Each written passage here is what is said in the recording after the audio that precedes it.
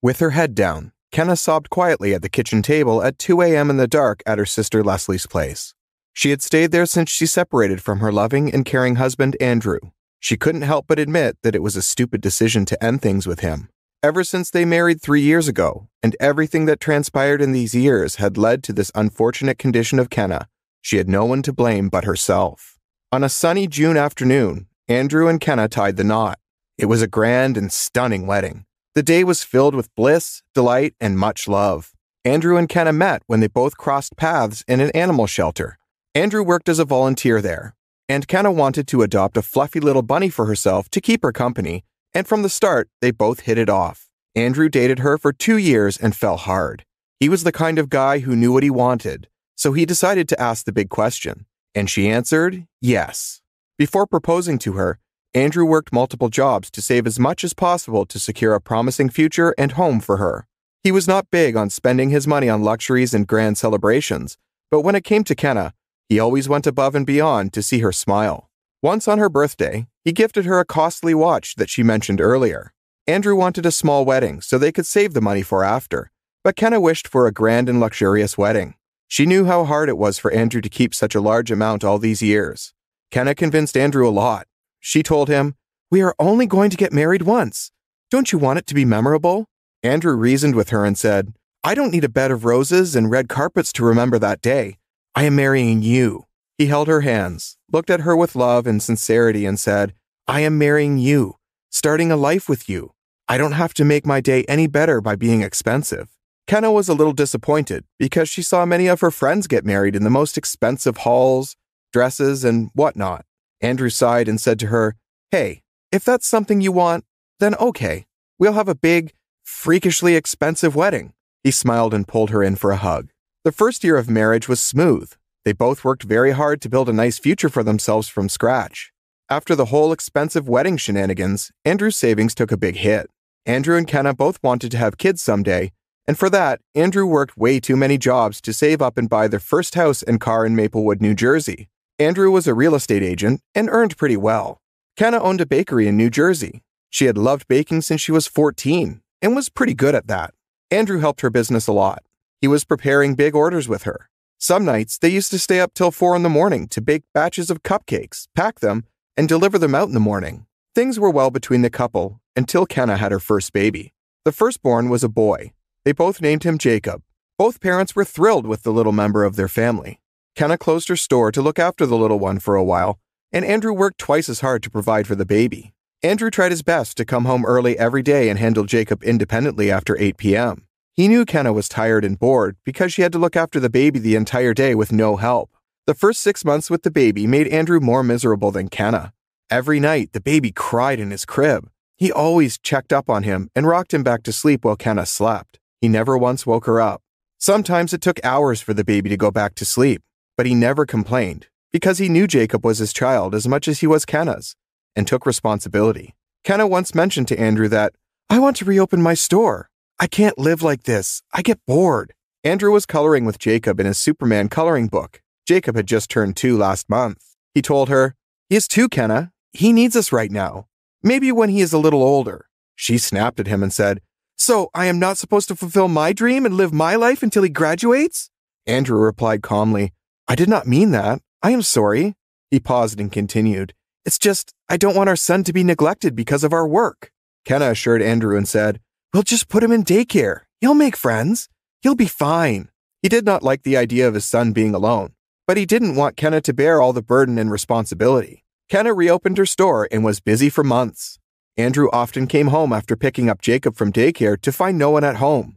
He cared for and supported Kenna, so he would often prepare dinner and cook multiple dishes to store in the fridge for days like these. Kenna and Andrew barely talked to each other. She was mainly busy baking and neglected her son and husband for most of the day. A month passed, and Andrew decided to communicate her concern to Kenna. He told her, "I've been meaning to talk to you." Kenna replied without looking at him, "Yeah, what's up?" He pressed his lips together and said, "You and we don't talk.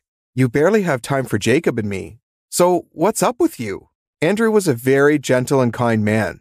He never raised his voice at Kenna or made her feel unsafe. She replied to him bluntly, "What kind of attention do you require, Andrew? Do I need to feed you or be home with you 24/7?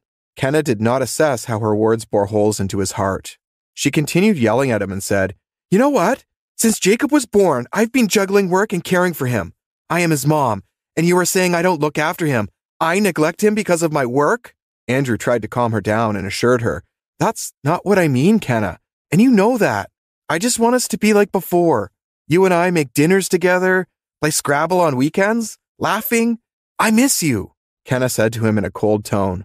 "Maybe if you earned enough, I wouldn't have to work so hard to fulfill my wishes." Andrew was very hurt by her words, because for the past 5 years, he had been doing nothing but working, giving time to his family, and he did try his best to keep Kenna happy. Kenna got so poisoned she never appreciated anything Andrew did. It was never enough. Things were slim during Christmas for the household.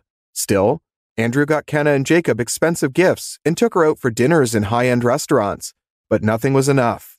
Kenna had started to compare Andrew with all of her friends' husbands, who primarily handled their family business. They didn't build and establish themselves from scratch as he did. Andrew had to work hard for everything he had right now. She complained about how she was stuck with him and how she will never be able to experience vacations in Europe as her friends did. All this time, Kenna was throwing daggers at Andrew one after another.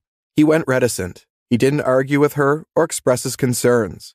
Andrew's older sister Julie visited him to meet Jacob.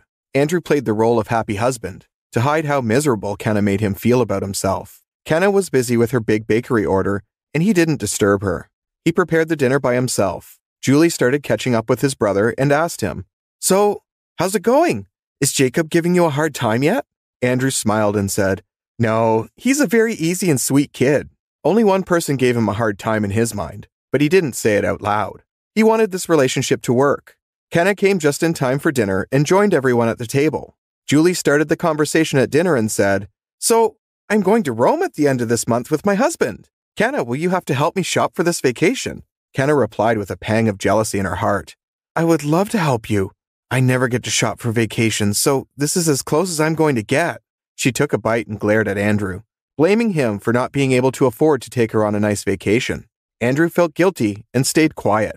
Julie noticed the tension, so she let the topic die right there. Andrew was very unhappy in the marriage, and Kenna's constant complaints and comparisons to other people's life did not stop. One evening, Andrew finally told Kenna he was very unhappy and said to her, "We can't keep doing this. I'm trying to make this work, but you are making this very hard." Kenna got her green signal. She didn't hesitate before she asked, "Clearly, we are no longer on the same page. I want a divorce." Andrew was taken aback by her words, but accepted them because he knew Kenna was also unhappy with him. There's no point in watering the dead flower. Kenna stayed with her older sister Leslie until her divorce got final. Her sister's house was smaller than hers. They had 2 kids, and Dawn loved her sister to bits and pieces. Kenna was disturbed after the separation because she didn't know if the kind of life she wished for would make her happy. Dawn cooked dinner most nights, and Leslie thanked him daily. This reminded Kenna of how Andrew cooked so many times without her asking, and she never once told him, "Thank you." Dawn and Leslie were not that stable financially. Dawn was unemployed for the last 2 months, and Leslie handled the house finances. Both were dipping from their savings, but that didn't stop her sister from loving and respecting her husband the same way when he was employed and providing for them. During her time at Leslie's, she got many reminders daily that Andrew was not the problem, but she was. One day she called one of her good friends with whom she wished she would have swapped places. Her friend expressed to her how depressed she was. Kenna was confused because she knew just how many fancy vacations she took in a year. So she asked, "What's wrong in your life, princess? Can't find a place for your new designer bag?" She laughed and waited for her to laugh. Her friend told her what transpired behind her social media persona and how her husband never accompanied her on any vacation because he had an extramarital affair with a woman from his company. She took breaks to fill her void and distract herself from her disloyal husband. It finally occurred to Kenna that she had made a mistake and that filing a divorce with Andrew wouldn't fix her problems. She felt incredibly guilty and embarrassed about her behavior during the last 2 years of her marriage. Kenna initially loved Andrew with all her heart, but was blindsided by the shine of luxury and an affluent lifestyle. She threw the peace, care, and love that Andrew offered her since the start. She drove back to Maplewood and knocked on the door of her house, hoping for Andrew to be there. He opened the door, and he looked tired. He had messy hair and heavy lids. Andrew invited her in. Kenna was at a loss for words. She didn't know how to say sorry so that he might accept. Her vision got blurry, and she felt a dry lump in her throat, trying her best not to cry. Andrew pulled her in for a hug and held her tightly. He knew why she was here and what she wanted to say. He didn't make her feel guilty because he knew what a shitty feeling it was. Kenna asked him between her sobs, "Is there any chance we can get back together?" Andrew kissed her head and answered, "Yes, we can. We can."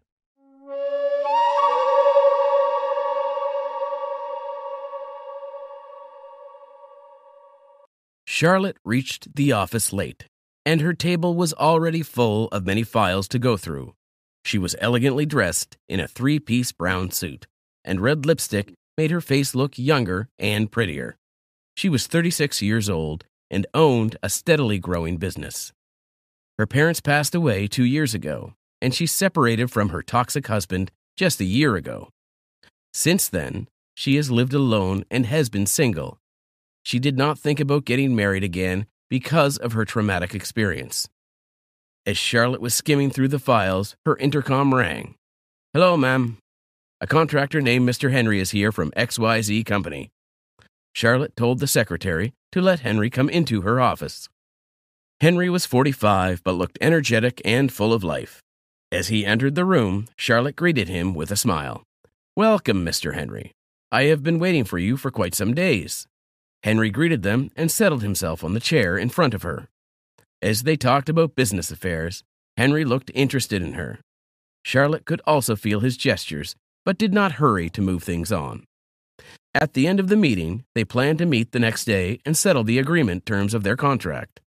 As Henry was about to leave, he asked Charlotte, "Why do you live alone?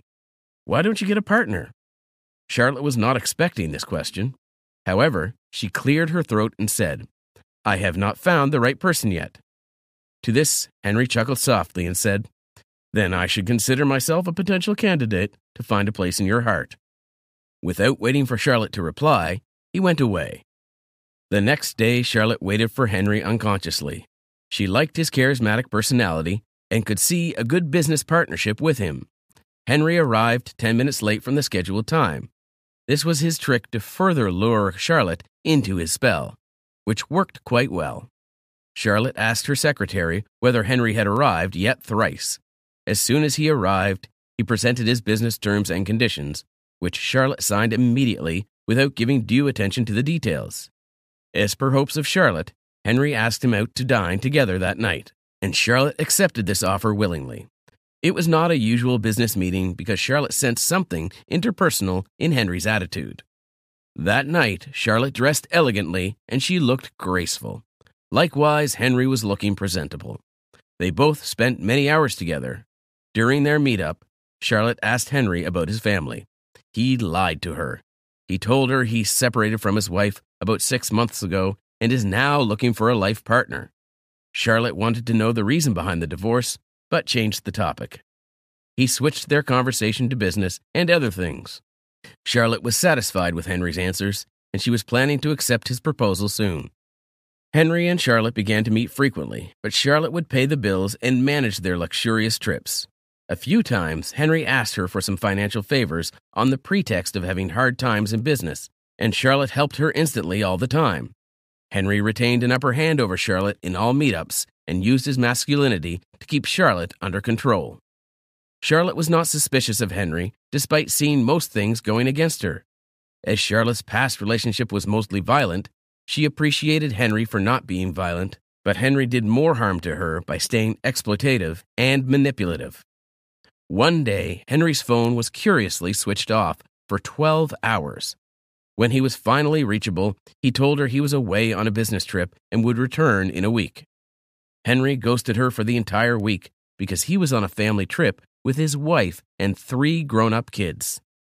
Charlotte was not the first woman he played with. Instead, it was Henry's hobby to lure beautiful women into his love trap and then receive favors from them. Charlotte was not naive, but her feelings blinded her. After passing through a past traumatic relationship, she hoped to see something good with her new relationship. Financially, she was stable, but her emotional baggage cost her a lot. She was falling into yet another emotional trap in the quest to find peace and stability of a healthy relationship. Charlotte passed that week under great stress. She could not concentrate on her work, and her physical health deteriorated. When Henry finally contacted her the following Monday, he urged her to meet him at his office. When she went there, she could see eyes staring at her suspiciously. She asked Henry, "Why is your staff staring at me?" He leaned forward on the table and told her they doubted him for having an affair with her. She exclaimed in shock, "So you aren't in a relationship with me?" Henry justified himself. I am, but I cannot tell everyone. I have a family." Within a second, he spoke the truth himself. Charlotte was left speechless. She had just begun to believe in the beauty of relationships again when Henry took away trust from her.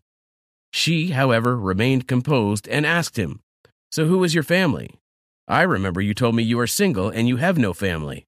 Henry pleaded, "If I had told you that I am married, you would never agree to develop a relationship with me." Charlotte rose from her seat and rushed out of his office. She came back to her office and canceled her business contract with Henry. He called her several times, but to no avail. His texts and calls fell on dumb ears.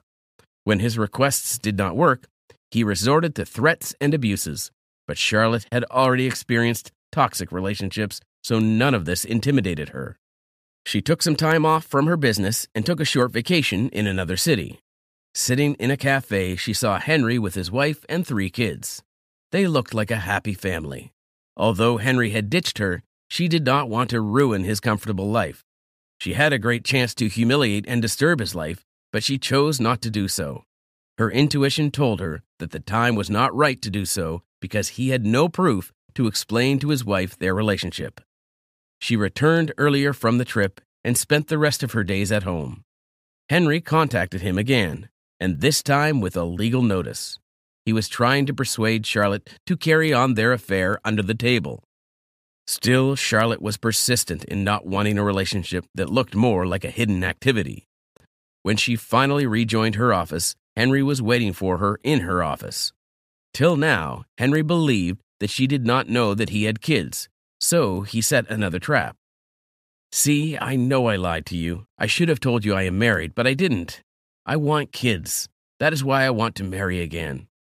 Charlotte laughed at this trap because she had already seen his 3 kids with him and his wife. "So who was with you at Barcelona's cafe last Sunday? Were they your neighbor's kids?" Charlotte asked with crafted innocence. Henry now had no other option but to spill out the actual truth. "Your business is flourishing, so I need a partnership with you. I presume that being in a relationship will make business deals easier," Henry said in a reserved tone. Charlotte called in her guard and asked Henry to leave with a notice that he should never dare to break into her place again. Having kept herself quiet for so long, she was not in the mood to forgive Henry this time. She called in her lawyer and discussed her case with him. The next day, Henry was called before the judge as Charlotte had accused him of harassment and business theft. All the expensive gifts that Henry had lured Charlotte to give him were recovered, and Henry was fined for the case of harassment. Henry got paid back for what he invested in the relationship, and Charlotte luckily saved herself from another toxic cycle in her life. The drama was not over yet, as Henry's wife approached Charlotte and asked her about her relationship with him. Charlotte told him about her natural face, Henry. Henry's wife told her that Henry used to trap successful ladies in his relationship and then enjoyed the perks of their wealth, and he owned only a small business. Charlotte did not listen to her more and asked Henry's wife not to follow her again. She closed her chapter with Henry forever. Exposure to Henry's evil ways of doing things became public, significantly impacting his personality. He slowly alienated himself from the company of ladies and began spending more time with family. On the other hand, Charlotte was still looking for a good life partner. One day, a perfect match came for her. The man was of her age and genuinely single. She was ready to marry him, and on her wedding day she received an anonymous note. "Dear Charlotte, I know I cheated on you and lied to you, but I cannot agree more with the fact that you are a good woman. You had all the options to ruin my life, but you taught me only what I deserved. You told me the importance of family and the need for honesty in relationships. I hope you move towards a better life and wish you a happy wedding. May you both stay together and stay happily ever after." No name was at the end of the letter, but Charlotte knew that the sender certainly was Henry. She was happy that she was not wrong in someone's story. The marriage ceremony began, and everyone cheered up. On that day, no one was happier than Charlotte herself. Charlotte's marriage proved successful, and her dream of a happy family came true. Charlotte and her husband were a carbon copy of each other. Their compatibility made their relationship a healthy one.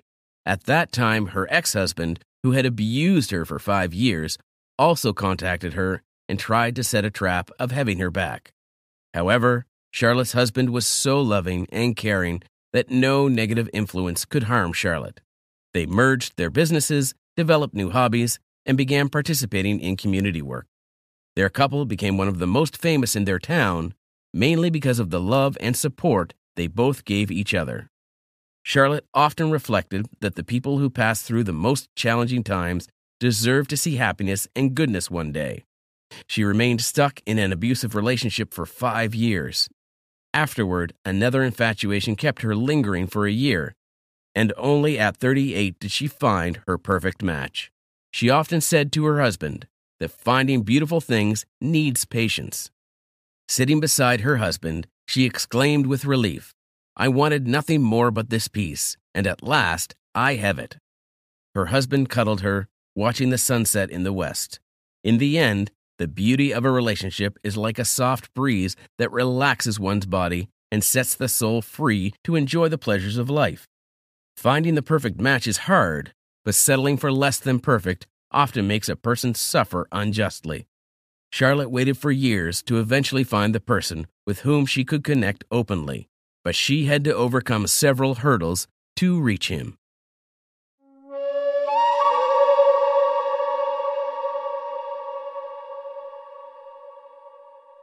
The bed was creaking as he turned over onto the other side. This old iron bed, with a mattress that smelled horrendous, has been his bed for the past 15 years. But tonight is his last night sleeping in it. He will be a free man tomorrow. Ben could not believe that this was happening. After spending so many years in prison, the time has finally come for him to go home. But where is home? His wife left him shortly after he was found guilty. His son wants nothing to do with him. He does not even know if his family still lives in their old house. Cindy has probably sold it by now. Too many memories in there. He sighed heavily, knowing that his future was so uncertain. One thing was for sure, though. Someone else committed the crime he was accused of. And Ben was determined to find those responsible and clear his name.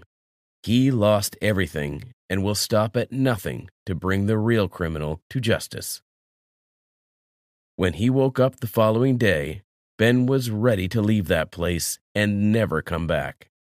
There was a sign of great disappointment on his face when he exited the prison, only to find out that no one had come. As he walked down the street, Ben could feel that a car was slowly driving behind him. He started walking faster and realized the vehicle started moving more quickly. "What am I afraid of?" he asked himself, feeling he had nothing to lose. Ben stopped walking and decided to see who was in that car. With the window rolled down, the vehicle slowly approached him. An unfamiliar face stared at him for a while before finally saying something Ben thought he would never hear. "Hello, Ben. You don't know me, but I surely know you. And there is something else I do know. You were imprisoned for someone else's crimes. Don't you think it's time to find out what happened that night?" When the initial shock wore off, Ben nodded his head. "I don't know where to start looking," said Ben. "I hardly remember anything that happened that night." The man in the car looked at Ben, deciding whether to believe his words or not. Ben realized that the man had doubts, so he told him he had a few drinks that night because his family was celebrating Cody's birthday. Cody was Ben's son, who had already finished college by now and was working as a teacher at the local high school. One of the things that Ben did remember was the smell. The smell of burning flesh and screams. He remembered hearing someone scream in agony, but he was trapped under a pile of rubble and could not help anyone. He also remembered blazing flames coming from all sides. That was it. He had been trying for years, but no matter how hard he tried, he could not remember anything else. The man in the car looked at Ben and told him the answers lay with him. He has to look hard and deep enough to find them. Then he rolled up his window, and the car slowly drove away. Ben was even more confused now. The answers lie with him? What does that even mean? How does this man expect him to remember that night when he has been trying to do that for the past 15 years? Without even realizing it, Ben arrived at their house. The house he and Cindy bought after they got married. The house where Cody grew up. And also the house where he was arrested in the middle of the night. This was the last place he was happy. The last place he felt safe, loved. He had no idea what to expect as he slowly walked toward the front door. Was this still even his house? Does Cindy still live here? Or did she and Cody move elsewhere? The door slowly opened, and there she was, beautiful as ever, with her long brown hair and big green eyes, his Cindy. "Hi," said Ben, his voice trembling and his eyes filled with tears. "What are you doing here?" asked Cindy. Ben told her he got released today and had no place to go. You can't stay here," said Cindy. "Cody is coming over later," she added. Ben knew that his son hated him, and Cindy could see how devastated her ex-husband was. Despite everything, she never stopped loving him. However, distancing herself from him was the only thing she could do since her son was labeled as the son of a murderer and therefore targeted by bullies at school. "Here's some money. Check yourself into a motel, and we will try to figure something out," Cindy said softly. "I will correct this, find out who killed her, and clear my name," said Ben. Cindy shook her head and told Ben to leave the past in the past. Their lives are already ruined enough, and there is no need to complicate things more. After checking into the motel, Ben started thinking about that night. There were bits and pieces scrambled in his head, but he has not been able to put them together. He wanted to remember so severely, but he had made no progress in the past 15 years. It was already late, so Ben decided to get some sleep and start looking for answers in the morning. The next day, he decided to go to the library and use the computer. He could see people staring at him and hear them whispering as he walked down the street. He was guilty in their eyes, and no one wanted him around. Ben was heartbroken to see some of his former friends pass him by without saying a word. He was like a stranger in his hometown, a town where he grew up, got married, and started a family. A familiar face greeted him at the library. Cindy was working here even before they met. "Are you following me?" she asked with a smile. Ben smiled and told her that he had come here to use the computer. Their conversation was brief and formal, but Ben could feel that Cindy suffered too. He had no idea where to start, what to even search for. So he tried searching for her name, Allison Myers. There were several news articles, all featuring her picture, the victim. Her brown eyes stared at him from the screen as he realized he almost forgot what she looked like. Next picture, him, the killer. Every article he read said pretty much the same thing. He attacked her, drugged her, and wanted to force himself onto her. However, when he realized he had given her too many drugs, he decided to burn the body and the house, leaving as little evidence as possible. Ben kept reading and reading. Even though he could not remember what had happened, he knew he could not do something like that. Why would he? He had a loving wife, a great kid, and a wonderful life. Why would he go and attack this girl? Nothing made sense to Ben. He then decided to check some articles about memory loss. During his search, he came across the term suppressed memories. As he was reading, Ben realized that this might be what happened with his memory. Due to immense trauma, his brain protected him by blocking those memories. After hours of reading about suppressed memories, Ben decided it was time to head back to the motel. He waved at Cindy and headed out. There was one thing he read about suppressed memories that kept bugging him. In theory, suppressed memories can often be recovered with the help of a trigger. So now, he has to find out what could help him trigger his memory. He could not sleep that night. A million thoughts raced through his head, but the main question was always the same. What is his trigger? He kept thinking and thinking until he concluded that it was time to visit the crime scene. Ben woke up very nervous. Having doubts about his theory, he decided it was still worth a try. After all, he had absolutely nothing left to lose. His heart raced and the taxi slowly pulled over in front of the house. He was there. This is where it happened. This is where his life changed forever. Ben could not believe his eyes. It had been 15 years, but the house was still there. What was left of the house anyway? Once a lovely home was a pile of rubble and black from all the damage the fire caused. Slowly, Ben walked toward the house. The upper floor was destroyed, so he started exploring the ground floor. There was a yellow police tape on the floor saying, "Crime scene, do not cross." As he walked around, Ben still had no memory of the events there that evening. Then he reached a pile of rubble that used to be the stairs leading to the first floor. He suddenly felt fear, and his heart started racing like crazy. He heard screams, begging for help. The pieces in his head slowly started coming together. It was a lovely summer night. Ben and Cindy surprised their son Cody because it was his birthday. They were having a good time, a few friends came over, and it was a great evening. After the party, Ben decided to go for a walk, as he felt he had too much to drink and wanted to clear his head. He was walking for a while when he ran into Allison. They did not know each other, even though they lived pretty near. Ben saw Allison carrying many bags, so he offered to help. They got to her house, and he had the bags inside.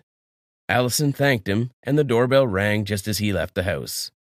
Ben saw Allison's face change in an instant. She looked utterly terrified. Ben then remembered that the man at the door just broke in and started yelling at Allison. He suddenly stopped when he saw Ben, but then he came at him and hit him in the head.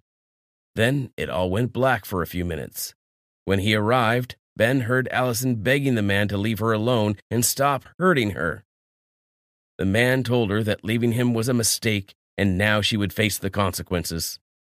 Allison replied that no one would believe she died of an overdose since she never did drugs. The man laughed and told her there would not be a body to do an autopsy on because he would burn her. Allison started crying, and Ben lost consciousness again. By the time he woke up, the house was already on fire.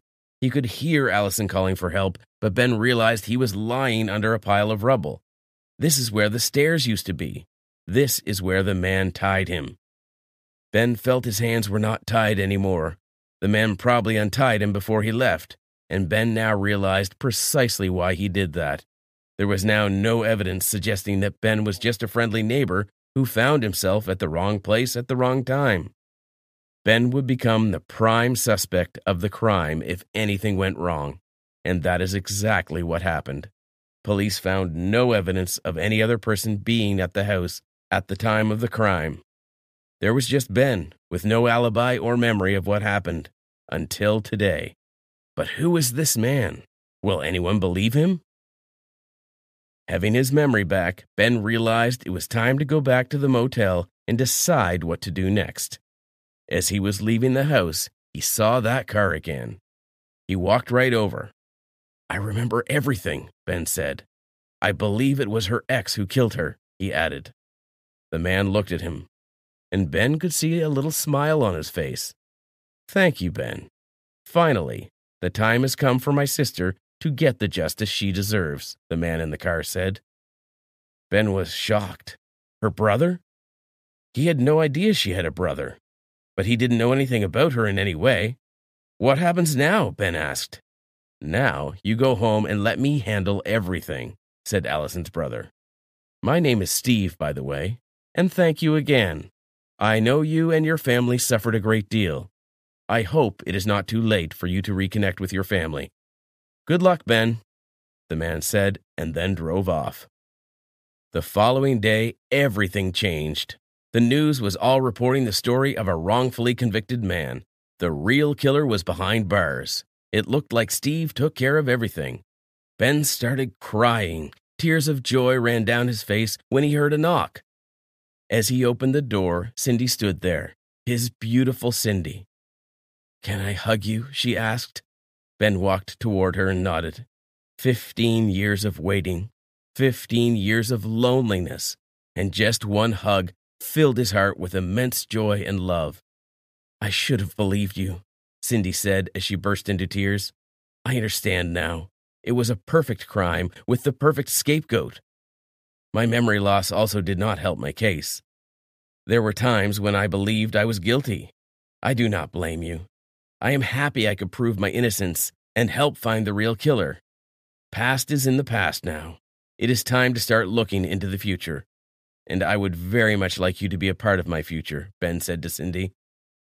"I would very much love that too," Cindy replied.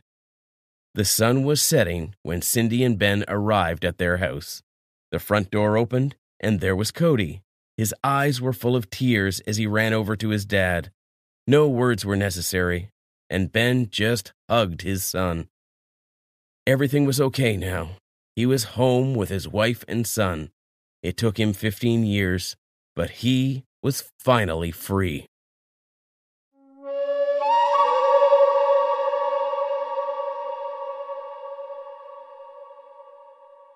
Grandma Agnes loved to look out the window at an old tree that grew nearby.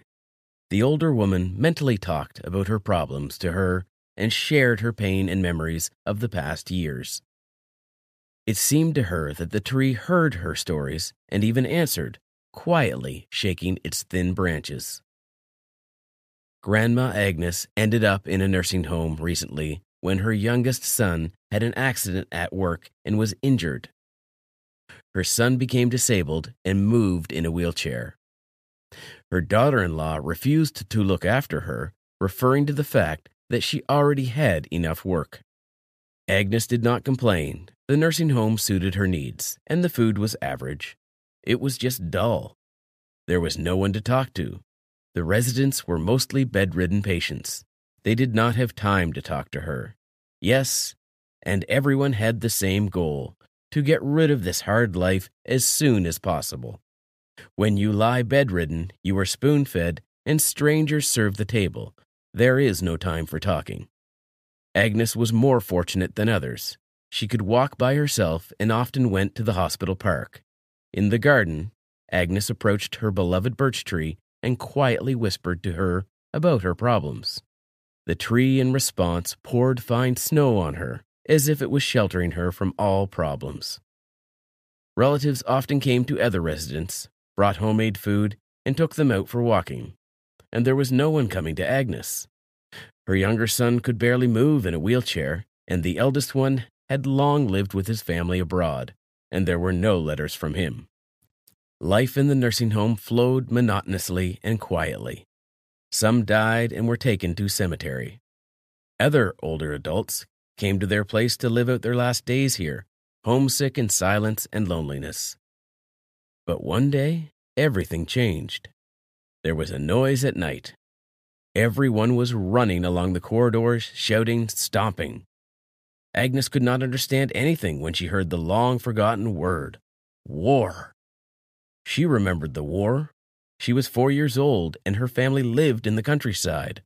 Her father was taken to the war immediately, and her mother, with 2 children and grandma, stayed home.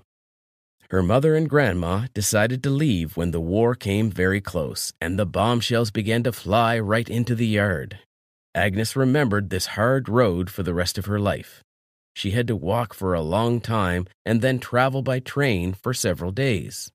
There were many strange and angry people around, and little Agnes was always afraid and crying.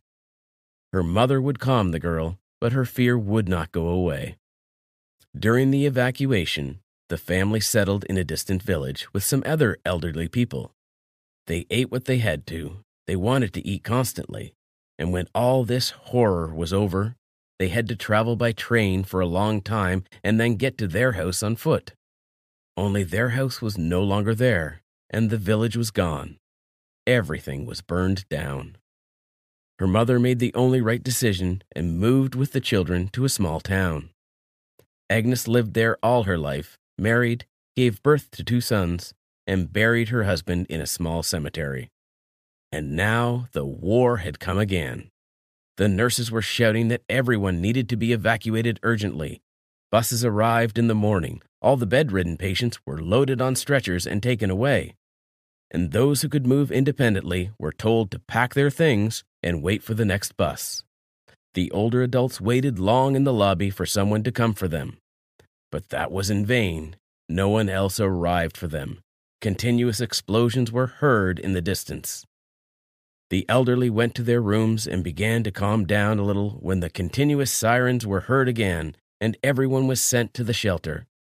That was the place of a large and dirty basement under the building. The sirens were not to be heard from there, but the place was freezing and damp. It smelled of mice and cat urine. Most of all, older adults were afraid of the unknown. It was unclear who was bombing, why the rockets were flying around, and what was happening at all. Soon a nurse came down to the basement and brought warm blankets, water, and food. She answered questions unequivocally, saying that she did not know anything, and that battles were going on somewhere nearby, and explosions and shootings were heard. Thus passed the first night of the war. Many older adults prayed in the basement and asked God for mercy and protection. One of the women became sick. The nurse brought her medicine. The explosions were already audible to everyone, meaning the front was approaching. Agnes and other older adults had to sit in that damp basement for 2 weeks. Of the entire service staff, only a few nurses and a watchman remained with them. They helped the elderly in any way they could. At nights, the watchman would go to the food warehouse, which was located nearby, and bring food. They got a kerosene stove from somewhere, and they cooked simple food on it. The water in the basement dripped from the water pipe. It helped to survive, but it was freezing and damp. The days dragged on for a long time. The uncertainty weighed heavily, and explosions and the roar of shots were still heard above. Many older adults had coughing and choking attacks from dampness. There were no medicines. They poured hot water into plastic bottles and hid them under their clothes. They could warm up a bit that way. Young nurses brought their children to the basement where the older adults hid, so they would not be left alone at home. So they all lived together. Grandmas told fairy tales to children, and children played their games. Time passed, but help did not come. After another trip for groceries, the watchman did not return back. The nurses said that a shell fragment had hit him. Now the nurses began to go for groceries, but they said there was very little food left, and soon everything should end. Agnes could not understand who attacked a quiet, peaceful city, which has always been famous for its hospitality, and from the whispers of the nurses, Agnes realized that the war was arranged by a neighboring friendly country, which was considered fraternal. Her amazement knew no bounds. Something was wrong with them. This country could not act that way. It cannot be. They messed up something there. But everything turned out to be the bitter truth. The neighboring state where her relatives lived, where she and her mother were once evacuated and hiding from the enemy invaders, is now bombing her hometown, smashing everything around and pouring fire on peaceful houses. What the heck was happening to this world? Agnes began to pray to God and ask him her questions quietly. She did not pray for herself, but her heart ached for her sons. One lived in a suburban village and was utterly helpless in his wheelchair. The other disappeared abroad, and Agnes knew nothing about him. Another week had passed. Finally, the basement doors opened, and the nurses said everything was over and they could go out. When Agnes went out into the street, the bright sunlight blinded her eyes. She had to cover them with her hand. Being accustomed to the light, Agnes turned to her favorite tree and could not see it. Instead of a large, beautiful tree, there was a giant funnel. The nursing home building survived, only there were practically no windows. But the neighboring houses were all destroyed. Tanks with incomprehensible signs were moving along the street. Agnes had never seen such a sign. Agnes decided that she was too old to understand anything. Maybe someone threatened them, but she didn't know anything about it. It was no longer necessary. Their main issue was to finally see the sun and go to sleep in their beds. There were no glasses left or heating in the building, so the windows were boarded up with sheets of plywood. The bed was dry but cold. A few days later, a bus with a red cross came, and they were told that everyone was being taken to a safe place. Agnes, along with other older adults, took one last look at the nursing home, which was no longer a cozy haven, and went to the bus. They were given hot tea on the bus, fed lunch, and assisted those who needed it. They drove for a long time, the whole night. It was hot on the bus. Agnes finally warmed up after the damp basement and got some sleep. But thoughts of her sons haunted her. How were they? Did they manage to escape? Was there a place for them to live? All these questions faded into the background. Only the pain in her heart for the fate of loved ones did not give her rest. Agnes asked God to help, protect, preserve, and let her see her children, whose life scattered over different countries.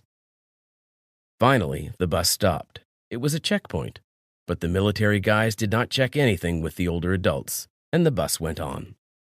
They were being taken somewhere, and no one knew where.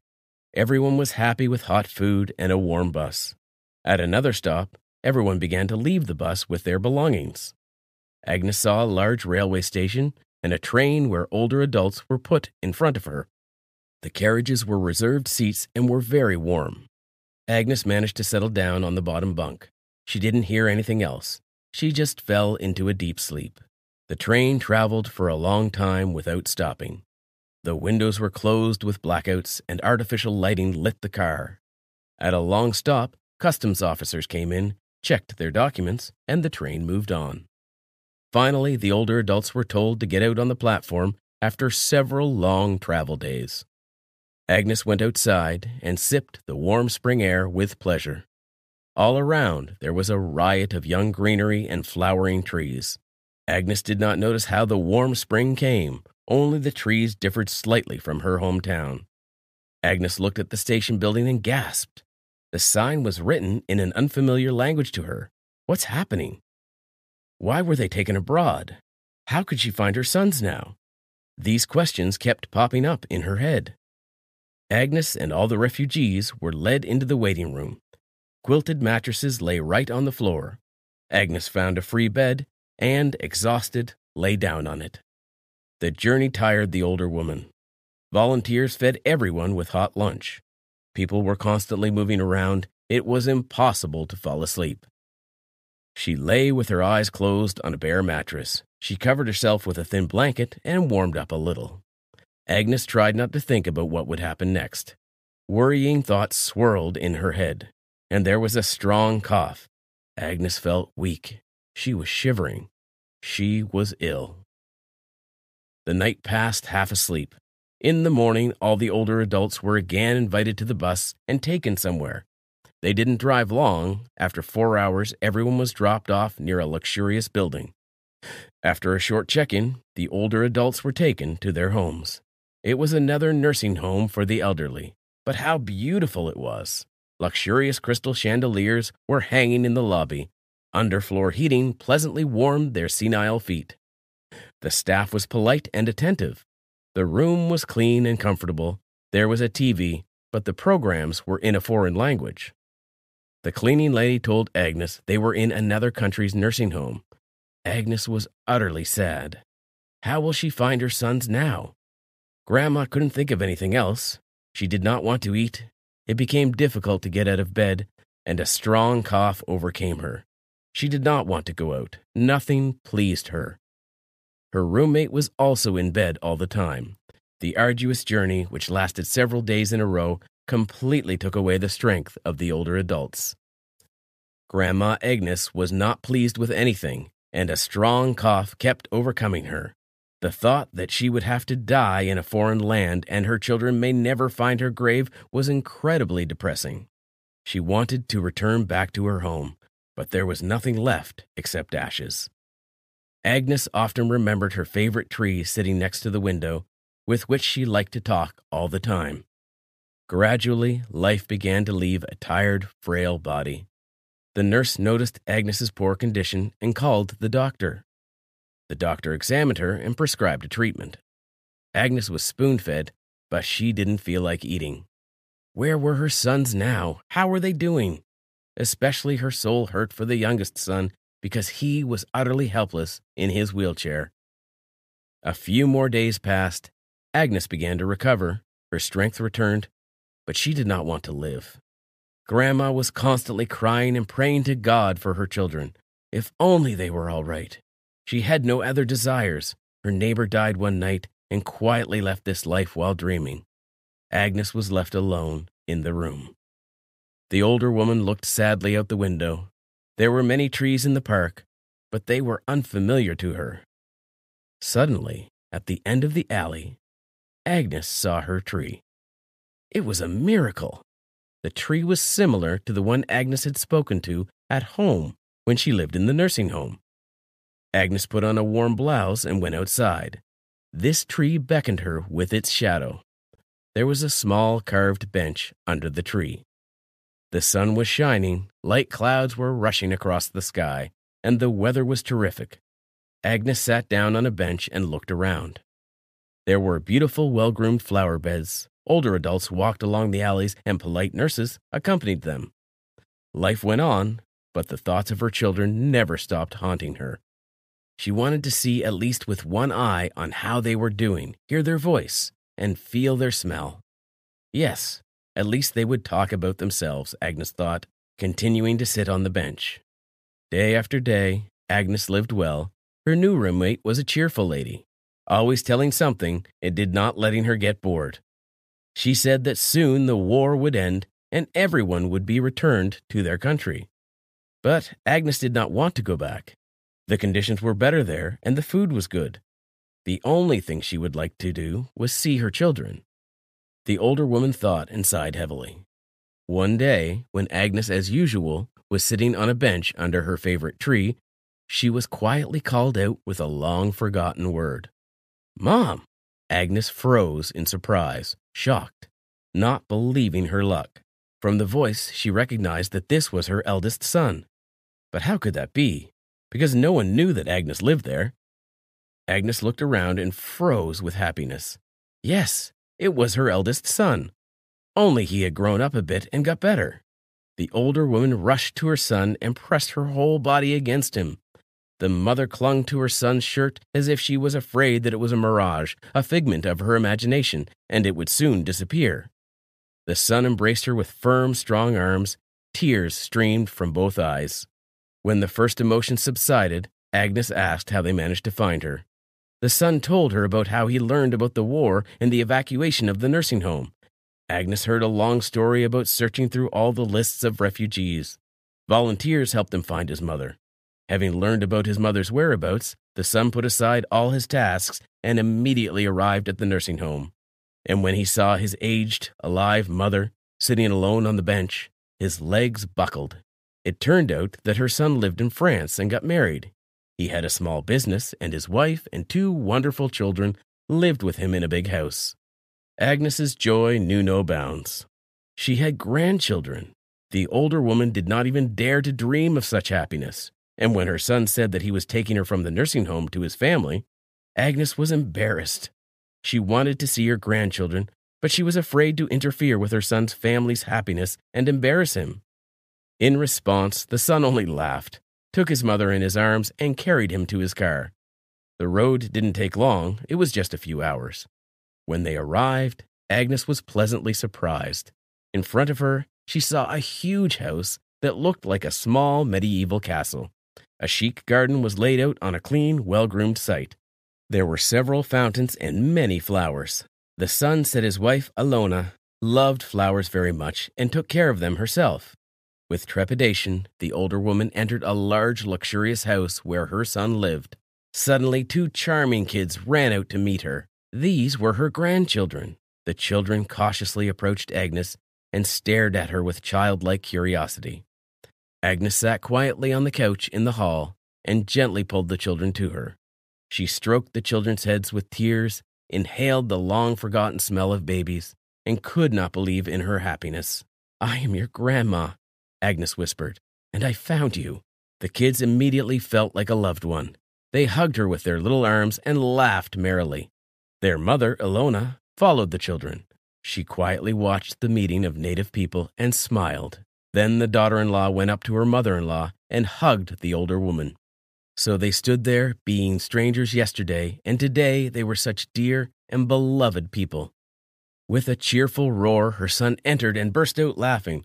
"Well, the dampness was bread. Come on, hostess, set the table. We want to eat from the road." Ilona began to fuss and immediately took her mother-in-law to her room on the first floor. The room was very comfortable. The bathroom was beautifully tiled, and the windows hung with luxurious curtains. The older woman quietly sat down on the edge of the bed and began to cry again, only this time from happiness. And soon she got another piece of good news. The younger son and his wife also managed to leave the war zone abroad and have already undergone surgery. Soon he could walk and visit her, so the whole family will gather together. Agnes went out into the luxurious garden, sat on a bench, and quietly began her prayer. Only now she thanked God that he answered her prayers, performed a miracle, and allowed her to see her sons. She had something to thank the Creator for. Instead of an unknown grave in a foreign land, Agnes was waiting for a calm, secure old age and the love of loved ones.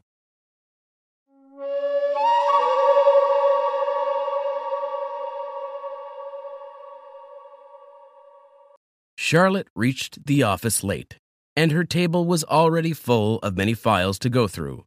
She was elegantly dressed in a three-piece brown suit, and red lipstick made her face look younger and prettier. She was 36 years old and owned a steadily growing business. Her parents passed away 2 years ago, and she separated from her toxic husband just a year ago. Since then, she has lived alone and has been single. She did not think about getting married again because of her traumatic experience. As Charlotte was skimming through the files, her intercom rang. "Hello, ma'am. A contractor named Mr. Henry is here from XYZ Company." Charlotte told the secretary to let Henry come into her office. Henry was 45 but looked energetic and full of life. As he entered the room, Charlotte greeted him with a smile. "Welcome, Mr. Henry. I have been waiting for you for quite some days." Henry greeted them and settled himself on the chair in front of her. As they talked about business affairs, Henry looked interested in her. Charlotte could also feel his gestures, but did not hurry to move things on. At the end of the meeting, they planned to meet the next day and settle the agreement terms of their contract. As Henry was about to leave, he asked Charlotte, "Why do you live alone? Why don't you get a partner?" Charlotte was not expecting this question. However, she cleared her throat and said, "I have not found the right person yet."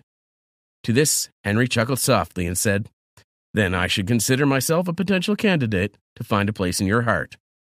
Without waiting for Charlotte to reply, he went away. The next day, Charlotte waited for Henry unconsciously. She liked his charismatic personality and could see a good business partnership with him. Henry arrived 10 minutes late from the scheduled time. This was his trick to further lure Charlotte into his spell, which worked quite well. Charlotte asked her secretary whether Henry had arrived yet thrice. As soon as he arrived, he presented his business terms and conditions, which Charlotte signed immediately without giving due attention to the details. As per hopes of Charlotte, Henry asked him out to dine together that night, and Charlotte accepted this offer willingly. It was not a usual business meeting because Charlotte sensed something interpersonal in Henry's attitude. That night, Charlotte dressed elegantly and she looked graceful. Likewise, Henry was looking presentable. They both spent many hours together. During their meetup, Charlotte asked Henry about his family. He lied to her. He told her he separated from his wife about 6 months ago and is now looking for a life partner. Charlotte wanted to know the reason behind the divorce, but changed the topic. He switched their conversation to business and other things. Charlotte was satisfied with Henry's answers, and she was planning to accept his proposal soon. Henry and Charlotte began to meet frequently, but Charlotte would pay the bills and manage their luxurious trips. A few times, Henry asked her for some financial favors on the pretext of having hard times in business, and Charlotte helped her instantly all the time. Henry retained an upper hand over Charlotte in all meetups and used his masculinity to keep Charlotte under control. Charlotte was not suspicious of Henry, despite seeing most things going against her. As Charlotte's past relationship was mostly violent, she appreciated Henry for not being violent, but Henry did more harm to her by staying exploitative and manipulative. One day, Henry's phone was curiously switched off for 12 hours. When he was finally reachable, he told her he was away on a business trip and would return in a week. Henry ghosted her for the entire week because he was on a family trip with his wife and 3 grown-up kids. Charlotte was not the first woman he played with. Instead, it was Henry's hobby to lure beautiful women into his love trap and then receive favors from them. Charlotte was not naive, but her feelings blinded her. After passing through a past traumatic relationship, she hoped to see something good with her new relationship. Financially, she was stable, but her emotional baggage cost her a lot.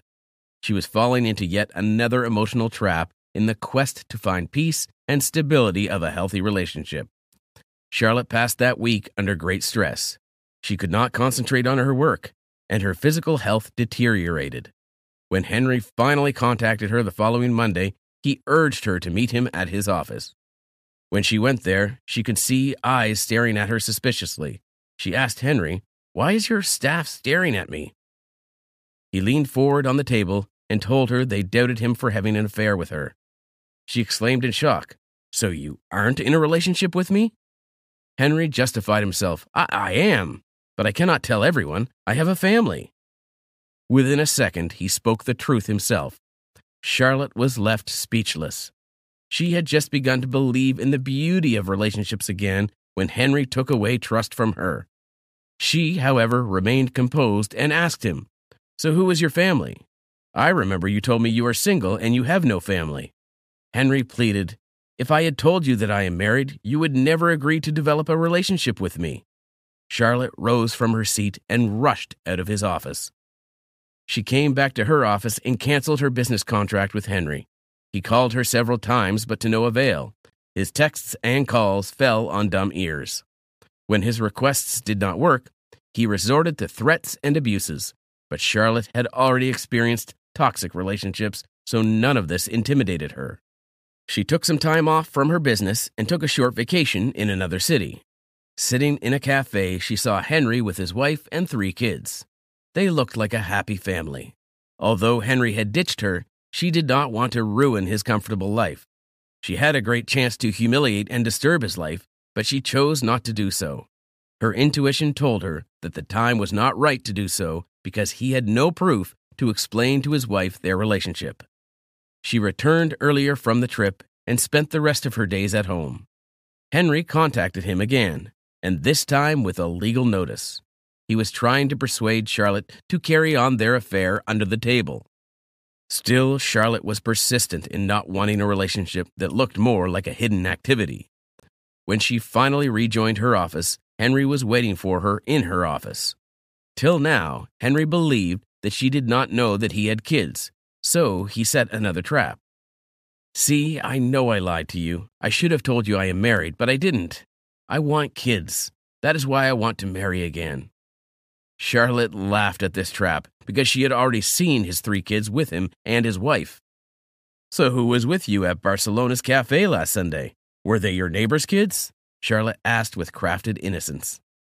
Henry now had no other option but to spill out the actual truth. "Your business is flourishing, so I need a partnership with you. I presume that being in a relationship will make business deals easier," Henry said in a reserved tone. Charlotte called in her guard and asked Henry to leave with a notice that he should never dare to break into her place again. Having kept herself quiet for so long, she was not in the mood to forgive Henry this time. She called in her lawyer and discussed her case with him. The next day, Henry was called before the judge, as Charlotte had accused him of harassment and business theft.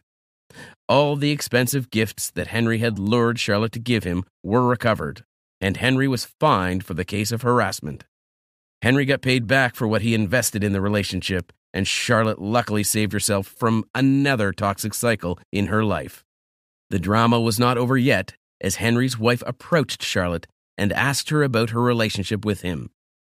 Charlotte told him about her natural face, Henry. Henry's wife told her that Henry used to trap successful ladies in his relationship and then enjoyed the perks of their wealth, and he owned only a small business. Charlotte did not listen to her more and asked Henry's wife not to follow her again. She closed her chapter with Henry forever. Exposure to Henry's evil ways of doing things became public, significantly impacting his personality. He slowly alienated himself from the company of ladies and began spending more time with family. On the other hand, Charlotte was still looking for a good life partner. One day, a perfect match came for her. The man was of her age and genuinely single. She was ready to marry him, and on her wedding day she received an anonymous note. "Dear Charlotte, I know I cheated on you and lied to you, but I cannot agree more with the fact that you are a good woman. You had all the options to ruin my life, but you taught me only what I deserved. You told me the importance of family and the need for honesty in relationships. I hope you move towards a better life and wish you a happy wedding. May you both stay together and stay happily ever after." No name was at the end of the letter, but Charlotte knew that the sender certainly was Henry. She was happy that she was not wrong in someone's story. The marriage ceremony began, and everyone cheered up. On that day, no one was happier than Charlotte herself. Charlotte's marriage proved successful, and her dream of a happy family came true. Charlotte and her husband were a carbon copy of each other. Their compatibility made their relationship a healthy one. At that time, her ex-husband, who had abused her for 5 years, also contacted her and tried to set a trap of having her back. However, Charlotte's husband was so loving and caring that no negative influence could harm Charlotte. They merged their businesses, developed new hobbies, and began participating in community work. Their couple became one of the most famous in their town, mainly because of the love and support they both gave each other. Charlotte often reflected that the people who passed through the most challenging times deserved to see happiness and goodness one day. She remained stuck in an abusive relationship for 5 years. Afterward, another infatuation kept her lingering for a year, and only at 38 did she find her perfect match. She often said to her husband that finding beautiful things needs patience. Sitting beside her husband, she exclaimed with relief, "I wanted nothing more but this peace, and at last I have it." Her husband cuddled her, watching the sunset in the west. In the end, the beauty of a relationship is like a soft breeze that relaxes one's body and sets the soul free to enjoy the pleasures of life. Finding the perfect match is hard, but settling for less than perfect often makes a person suffer unjustly. Charlotte waited for years to eventually find the person with whom she could connect openly, but she had to overcome several hurdles to reach him.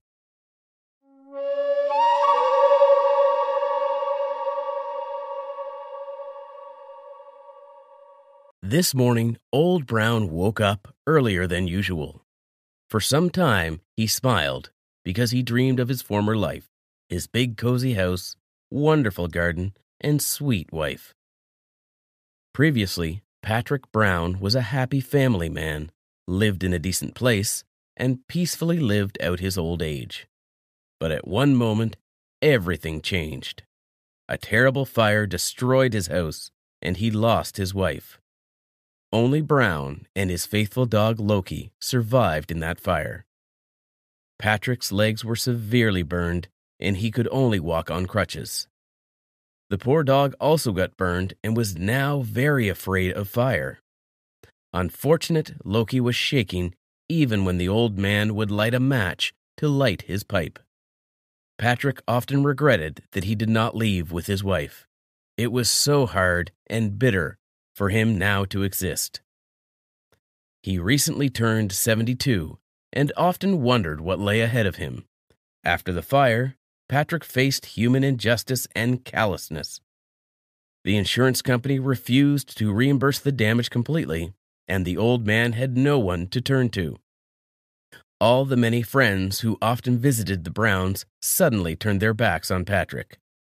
Previously, Mr. Brown helped many, but when he needed help, it suddenly turned out that he was utterly alone. Patrick had a son, but communication with him was interrupted long before the accident, and even after the fire, his son blamed him for not being able to save his mother. Now, Oldie Brown lived in an abandoned trailer in a small forest near the town. No one lived nearby. The old man was alone and talked only to his dog. They had taken this dog from the shelter with his wife, so Loki reminded Patrick of his beloved wife. Patrick Brown remembered all the recent events, and the smile faded from his face. The day started with nothing good. His legs poorly hurt after the fire. The sun shone from the early hours, and strong heat waves began to heat up the metallic trailer.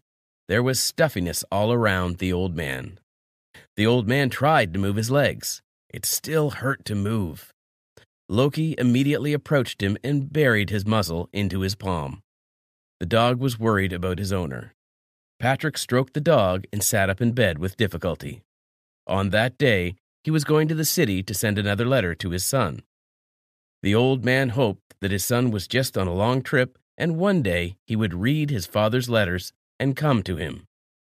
Brown was also worried about his dog. If he died, then what would happen to the dog? Because he would disappear. Old Brown cooked a simple meal and shared it with the dog. Patrick dressed in decent clothes and took a bag in which he put a letter and some money to buy food in the city. The dog always accompanied Patrick when he went to the town. It went with the owner on this day, too. The path was long and ran through the forest. It was challenging to move on crutches on a grumpy road. His old wounds began to bleed, but Old Brown tried not to pay attention to them. He needed to send a letter. The sun was merciless. Patrick looked at the sky. There was not a cloud.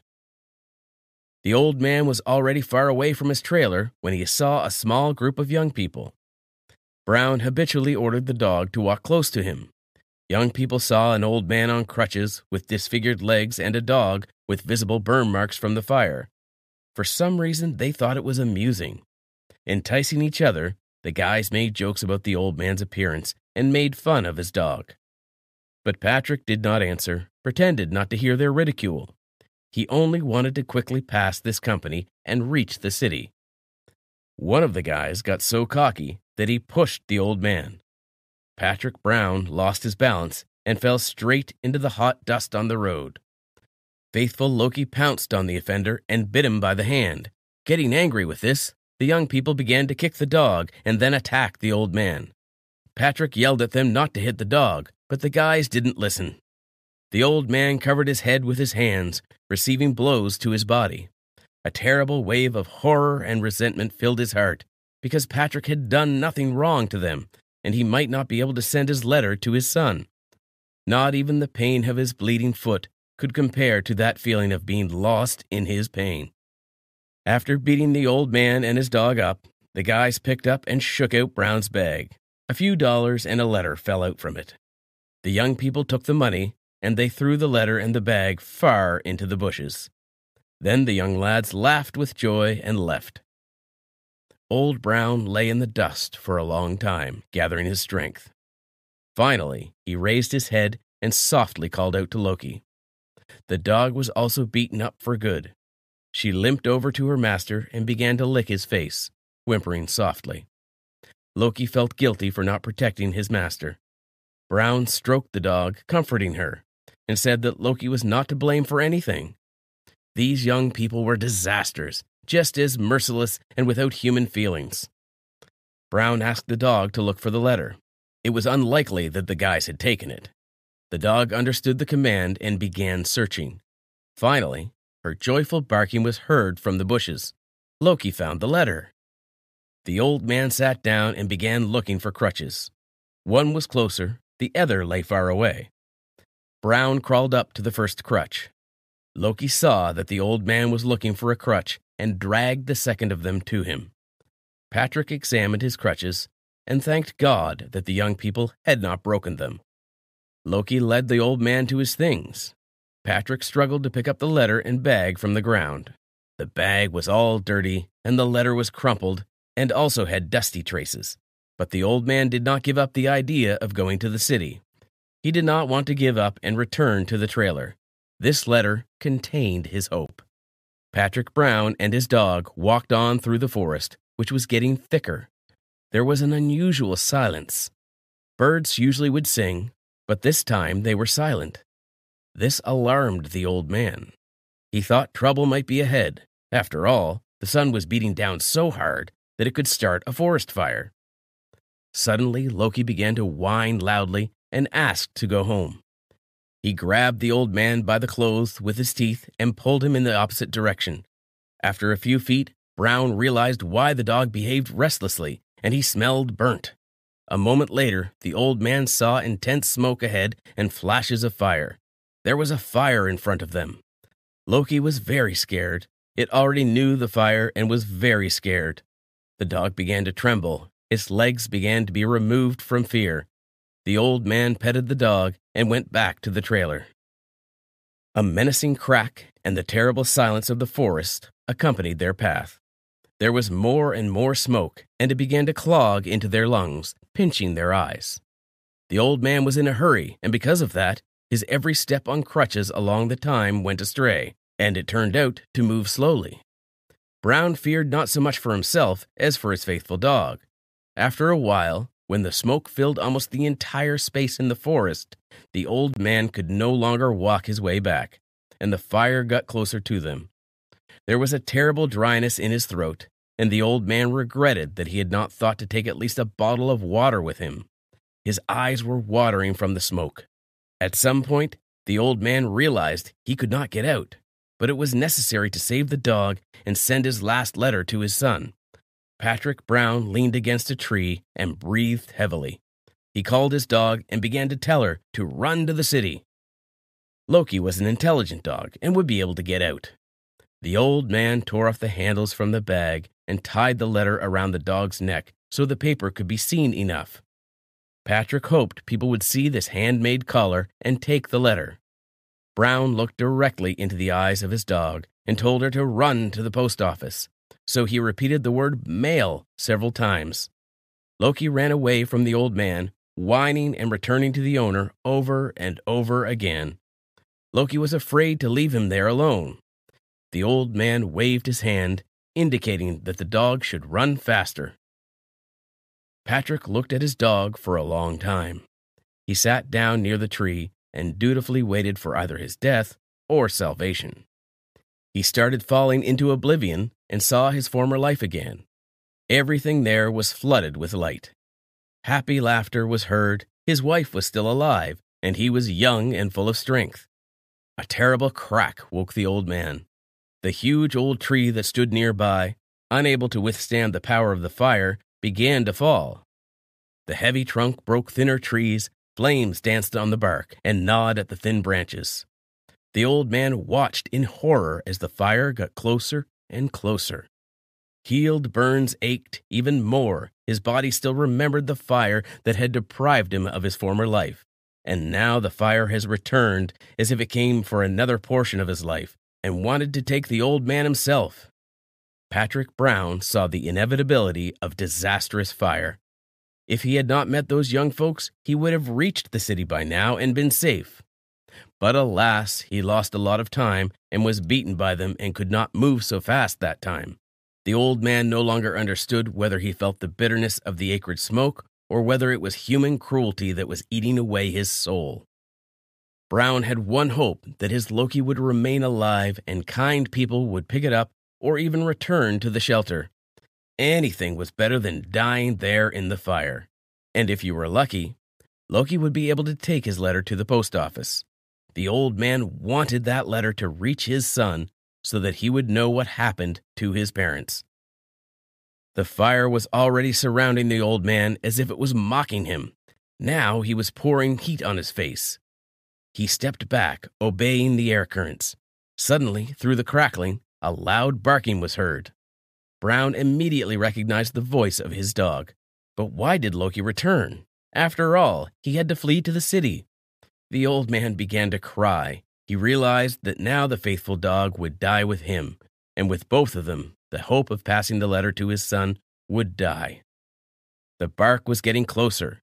The old man wanted to shout for Loki to run away, leaving him there, but instead of words, only a wheeze came out of his mouth. Strong smoke had already intercepted his throat, not allowing him to say a word. Right through the fire, overcoming his fear, Loki jumped and began to lick Brown's face, and again he began to bark loudly as if calling for someone. 2 men followed the dog through the fire. They were people from the forest, possibly lumberjacks. They picked up the old man and began to carry him out of the woods. Behind them, wagging his tail, Loki was running. The dog was happy that it was able to help his master. The old man silently cried. He did not even have the strength to thank his saviors. The lumberjacks took the old man straight to the city post office. Brown shook hands with them and thanked them in a low, smoke-hoarse voice. And so, Patrick Brown ended up at the post office. With trembling hands, he took the letter from his dog and dropped it into the mailbox.